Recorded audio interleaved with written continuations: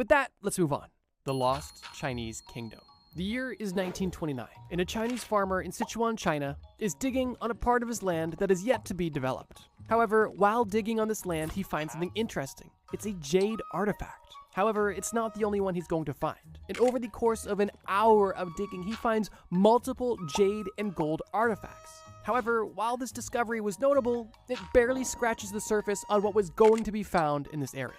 To this farmer, he just found a few goodies he could retire with. However, to the archaeologists who are later going to excavate this entire area, this site would mean a lot more than just a few dollars, and would eventually result in the discovery of a Chinese kingdom that had never before been seen. Following the discovery of these jade artifacts in 1929 by the farmer, things went relatively quiet. That was until the 1980s, when the site was revisited and examined in a large-scale excavation. And what these archaeologists found back in the 80s was absolutely insane. On top of the typical gold and jade and stone artifacts, they also found massive and complicated bronze structures. Structures that didn't match the creations of any known kingdom at the time. They found sculptures that appeared to look like lampposts, and most notably, they found caricatures of faces that had proportions that were alien-like to say the least. And once again, they were not consistent with any sort of art or creation of any kind from any known Bronze Age Chinese civilization, making these unique artifacts now mysterious artifacts. The archaeological site where these artifacts were found is known as Sanjinghui, and it is also that name that was given to the mysterious culture that existed at the time. Interestingly, the two archaeological sites that were dug up in the 1980s were believed to be sacrificial pits. And this is because many of the artifacts that were found in these pits were essentially collected in piles and buried. And many of these artifacts showed signs of burn damage, meaning that they were likely attempted to be destroyed at least at some point, only further adding to the mystery.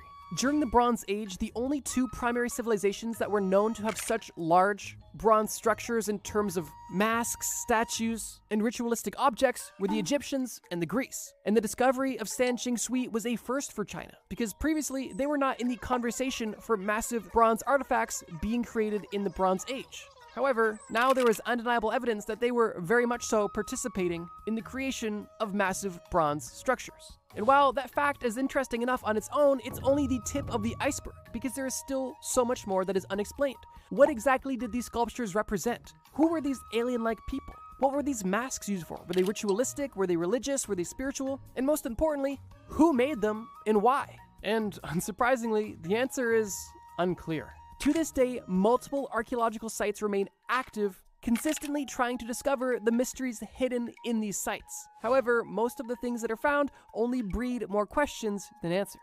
One of the most notable artifacts, at least in my opinion, are some of these alien masks that were found not only made out of bronze, but made out of bronze and then coated in gold. And the reason why this is significant is because during this time, China was not known for its usage of gold, especially when it came to artifacts like this. However, at this time, the Greeks and the Egyptians were very known for using their gold, which makes you think, was there simply some linear thinking going on, or was there some sort of communication we had no idea about? And while personally I think this leans more towards linear thinking simply because these were only a few artifacts, and the chances of communication about something so trivial at this time are low, it's not impossible. At this point, the only thing that we truly know about Sanjinghui is the fact that they existed roughly 3,000 years ago